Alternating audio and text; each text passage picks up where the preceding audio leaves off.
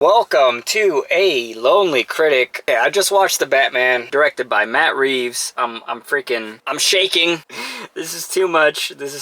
I had to call my friend Jeffrey Carroll and leave him a very loud voicemail. Look, I don't know if I'm gonna be able to not cuss. All right, so I'm just gonna cuss in this review. I'm losing. I can't focus right now. This is too much. It's broken me. Cinematography by Greg Fraser. Jesus fuck, man. Greg Fraser, what are you doing? What are you on, man? Jesus fuck. This film feels like oh my god, this film feels like Matt Reeves, Greg Fraser, and Michael Giacchino. It feels like they kept tabs and they kept notes on every time Martin Scorsese said comic book films aren't cinema, and they just kept them in a ledger. They just kept them in this notebook, and they were like, all right, motherfucker. All right, dude, you're talking shit about comic book films? You want to talk shit about the art form that is comics? We're fucking coming after you, dude. And then they just fucking shanked them. They shanked them in like a dark alley. That's what this film feels like. It feels violent. It feels like a violent response to anyone who's ever mentioned that a comic book film can't be cinema. Like, it just feels so beyond words. Oh my god, I forgot my sticky note. I have a sticky note where I have a form, I have some function. Okay, so so the intro. My name's Anthony Vittori.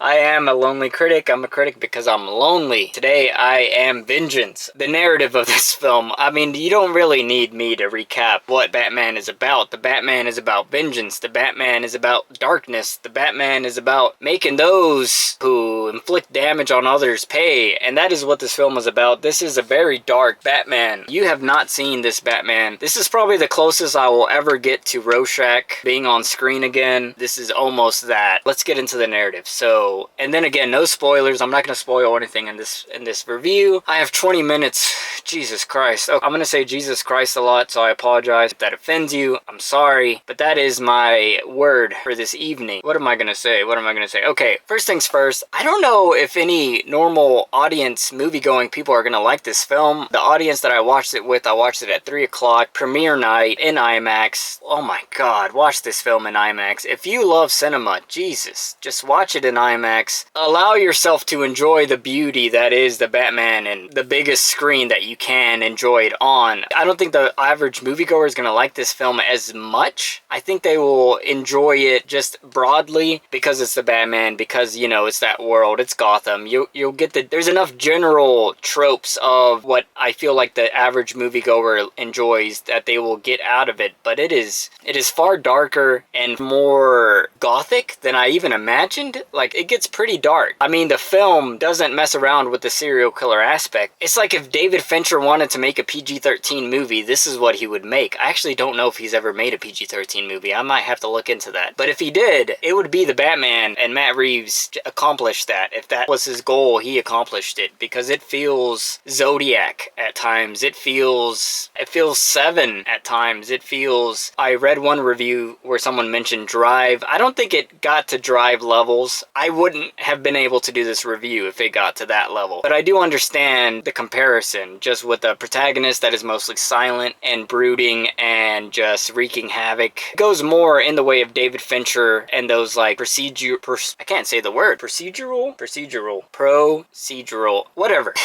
It goes the ways of those mystery killing serial killer films. I think the narrative is actually probably the weakest part of this film. I know I'm gloating about this film a lot, but I'm gloating about it in the technical way. My technical brain is spinning right now. I mean, I felt this way when I watched Dune, and I mean, I feel this at such a larger level because Dune, you know, it's a literary work, and fuck, comics are literary works. But for the longest time, I feel like comics haven't got the respect that they deserve. I read Watchmen last year, and I mean, that is probably the best written work I've ever read in my life. Again, I haven't read that many written works, but I feel like this film captures a lot of what that text, honestly, it feels a lot like Watchmen, where it talks about corruption and about the spirit of a city and the world and politics and all that kind of mambo jambo. But the film, I don't know, the film is about that, but I don't think it really digs deep into that. My extreme excitement and energy is more about the craft of the film. So I'm going to move past the narrative, because I think the narrative is what you think it will probably be. It is a mystery thing. It is about the Batman figuring out the Riddler's riddles. And honestly, that aspect of the film, though it does offer the tone and the mood and the subject of what this film is largely about, I don't think it really goes as deep and as dark as I wanted, which is crazy because this film is way darker. Way dark, like by a magnitude of like 10 darker than I ever anticipated. I mean, the film starts, and I don't want to spoil anything, but it starts with a killing, and it's way more brutal than I could ever imagine. Like any other superhero film that is PG-13, they're nothing compared to this. I mean, this is the darkest that I've ever seen. Like, killings are on screen. They're just distorted by film grain. I don't know if this film was actually shot on film, or if the grain was real or digitized, but I mean, we're getting it all on screen, and it's kind of crazy that Warner Brothers signed off on this. I mean, I was like, wow. I mean, I feel like if a child was in the screening, they would be traumatized, because it gets to that level of you're just witnessing a murder. Like, it's just a murder on screen, just out of focus. I mean, I never thought I would watch a Batman film at this level of darkness and with this level of grime and grit. Like, it feels like it's dripping off the screen. But anyways, moving past the narrative, I'm running out of time. I got to get everything out. The behind the camera stuff. So I'm an aspiring filmmaker. I'm an aspiring writer. Y'all know this. I say this like almost every review. The level of craft in this piece, that's the thing that gets me, is the level of attention and craft in this film. It is fucking mind-blowing. It is just fucking beyond words. I don't think I ever thought I would watch a superhero film that was at this caliber of craft. And I don't think anything has ever came close by miles. I mean, it is scary. It is so scary how much craft is on display here. And I mean, I love it. I love it so much. I love what Matt Reeves has assembled here with the team behind the camera. Let me just immediately gloat about the cinematography, which is like the star of this film. But honestly, I think that's kind of in the back seat to the main star. But let me just talk about the cinematography. Greg Fraser's work with lighting and darkness and just the setups, the framing, the compositions. Holy fuck, man. Like, where he puts the camera constantly is just the most beautiful place to place a camera. I mean, he makes Christopher Nolan look like a noob. Like, it's just beyond words. I mean, like, I knew he did the cinematography for Dune and I think Rogue One and some other film, but holy shit, this dude he's just on another level. Like, I mean, Greg Fraser he's on the list. He's on the list of, like, cinematographers that will define modern cinema going forward. I mean, he's fully cemented himself with the likes of Roger Deakins and many more cinematographers. Like, I can almost pinpoint his style, which is very, I don't know, it's very, like, it's almost like painterly. The way it's always soft and it's always showing color, but in almost a muted way, and then it's very striking images. Like, you just immediately know what he's doing. Where some cinematographers, I feel like it takes a minute for you to understand what the composition is wanting to say. Greg Fraser's work is just immediate. You know exactly the silhouettes he's aiming for. You know exactly what he's trying to do. You feel immediately the feeling he wants to capture. One sequence, and I won't spoil it too much, but the car chase scene between the Batman and the Riddler is fucking bonkers. Jesus Christ. I mean, I actually now, like, thinking about it in reverse, I'm thinking like the actual like results and consequences of what happened on that road and freeway and car chase is kind of like, wait, how many people died? Because I mean, it gets to that level, but you know, it's okay. We'll allow the plot holes to move forward. But the way that whole sequence was composed and sequenced, it was not at all what I was expecting.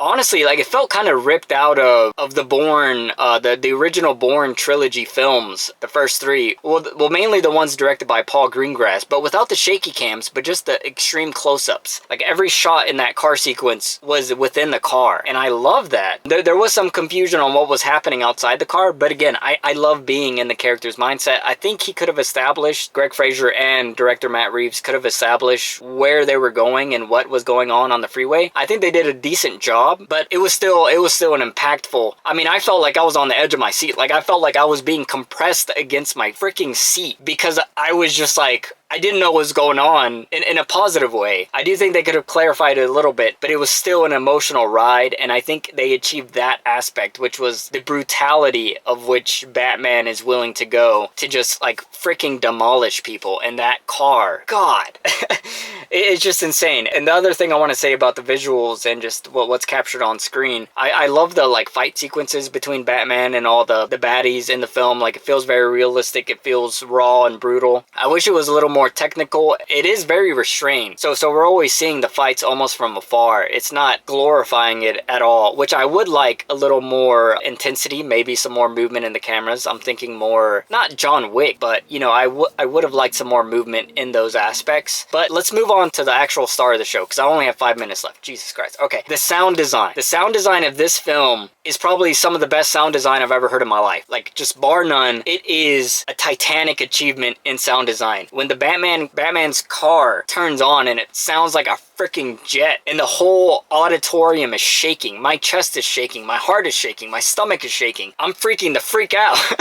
Everyone in the film is freaking out. I could feel the like tension in the theater. It was insane. I don't think I've felt that in my life. I mean, it was like the only sound design that I think has even reached close to it. And like, Dune was a previous highlight in my cinematic life, but the only film that I think has come close sound design wise is Mad Max Fury Road and Gravity. I remember watching Gravity in IMAX and 3D in this exact same theater, and that was a trip with all the sound elements that they did in that film. But this film, I was at a loss of word with how far they take the sound design. It goes to links that I think is borderline horror-esque. I felt terrified. I felt absolutely mortified at what was happening because the sounds were just so harsh and so gruesome and crunchy and realistic and dull and brutal. Like, it's just fuck, dude. All the people who were involved in the sound design of this film and the sound atmosphere, if they don't win the Oscar, I will throw up and eat it. I will eat my own throw up. Like, it's that insane. I don't understand. I don't know who they hired for the sound. I don't know if they have worked on other films that I'm insane about, but my God, it's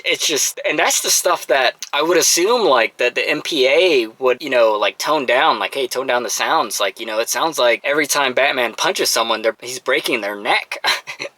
It's insanity. So yeah, the sound design is truly the masterwork of this film. The cinematography is absolutely stunning and gorgeous and just beautiful to look at. Oh my God, the performances are great. I think everyone does a really great job. Robert Pattinson delivers most of his performance through his eyes because he's like 95% in the film in the mask as Batman. This is like a 95% Batman film. If you're expecting actual Bruce Wayne, you're not gonna get him. This is Batman all the way through, turned up to 12. Catwoman, Zoe Kravitz was amazing. I love their chemistry between Zoe and Robert Pattinson. Penguin was great. All the supporting cast were awesome. They really made this world feel alive. The score by Michael Giacchino, it was beautiful. I love the horns and the sounds that he uses. There's I guess it's the theme for Catwoman. He uses this like high-pitched string. I don't know what instrument it is, or I don't even know if it's an instrument, but it almost sounds like a cat meowing. Like, and every time he did that, I thought there was a cat, like somewhere in the screen or something. Like, oh, there's a cat somewhere, but there was. But I mean, obviously, it's hinting at Catwoman. So I think that's beautiful work. Every time Batman is introduced, you know, he has his like funeral horns blaring. Oh my God, so beautiful. One last thing about the sound design. God damn it. Okay, the sound design, every time he's like walking in the shadows, it is like the most horrifying, brutal thing ever. He just sounds like just a demon coming out of the darkness. And the way his boots sound with like shackles and metal and just it's just, I don't know. I'm just at a loss of words. The sound design is probably the best sound design I've ever heard in my life, bar none. It's phenomenal. Please watch this in a theater. I think at least for the sounds, I don't know what this would sound like at home TV. It would probably sound like crap. Don't do that. Watch it in a theater just for the sound. It is freaking amazing. But Jesus, I'm out of time. Okay, so we're at the 20-minute mark. I'm gonna start wrapping this puppy up. So, what do I give the Batman out of 10? Obviously, I'm going to give it a 10 out of 10.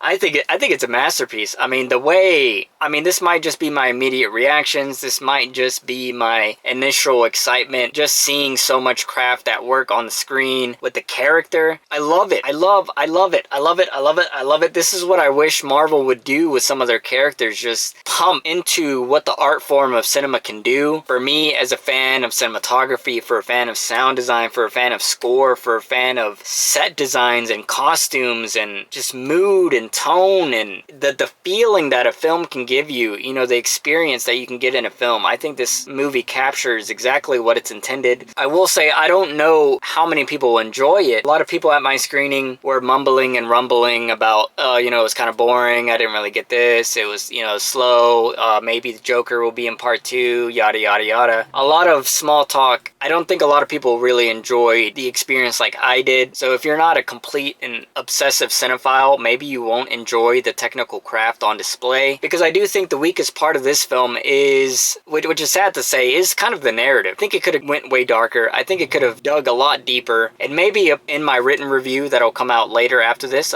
probably in a week or so, maybe in that I'll go down to a 9 out of 10. But right now, my immediate hype, my immediate excitement, my immediate reaction, my instant reaction to this film is a 10 out of 10. It's a masterpiece. Matt Reeves did exactly what he was wanting to do, and I don't know how he managed the tone. One last thing is the tone that he captures in this film is so dark and cynical and like anti-humanistic and anti-government and anti-everything. It just feels like a sickly place that somehow by the end of the film, it felt so hopeful and it felt so positive and it felt so, I don't know, it just felt like there was a future. There is a possibility for change and for the improvement of society. And that was very interesting. And I don't really understand how he pulled that off and how he made a film that was completely dark into something that at the end felt very positive and very hopeful. I don't know. Can't wait to rewatch this film and dig into it a little deeper. But yeah, so that's gonna do it for my review of the Batman. I'm gonna try to push this out very quickly. I don't know. It depends on my schedule. Don't really have that much time to edit stuff, so you'll either see this very soon after the release of the Batman, or you will see it probably a month after the Batman. So it is what it is. I'm just doing this for me. I love talking about movies. So, but anyways, that's gonna do it for this. Be sure to check out my full written review where I will, you know, dig a little deeper and reflect upon my experience and give my final rating and that'll be in the links below. Check out all my other channels. They'll be in the links below if they're launched yet. But yeah, thank you so much for watching this. I apologize for all the cuss words. I apologize for saying Jesus Christ like 75 times. Let me know in the comments if any of that stuff offends you. I'll try to slim it down. I've been trying really hard to not cuss in these videos, but it's just, having been in the military for 6 years, having worked horrible labor jobs for the entirety of my life, it's just so ingrained in me to cuss all the time. And I am such an emotional being that all I want to do is cuss at everything and all things at all times. But thank y'all for sticking through it for this review. Please watch this movie in theaters. Let me know what you thought if you did watch it in theaters. And I don't know when this is coming out, but if you did watch the film, leave in the comments what you thought. And yeah, let's have a whole discussion about the Batman. That's what this channel's about talking about cinema, about talking about the art form that is film. If you had any complaints about it or any suggestions about it, put them all below. Thank you so much. This was my most anticipated film for 2022, and somehow it exceeded a lot of my expectations just in the craft realm. And then the narrative thing, I think that is always going to be a huge deficit in origin films. And that's the crazy thing. This is part 1. And we all know what happens with part 2 of comic book films. Spider-Man 2, The Dark Knight, Captain America, The Winter Soldier. I mean, there is proof, there is factual evidence that a sequel is always the best. And if Matt Reeves gets to do part 2 of the Batman, holy shit! Alright, I'm gonna leave that there. I'll see y'all next week, hopefully with another review. And thank you so much. Like and subscribe if you like this. And if not, that's awesome too. And have a good week.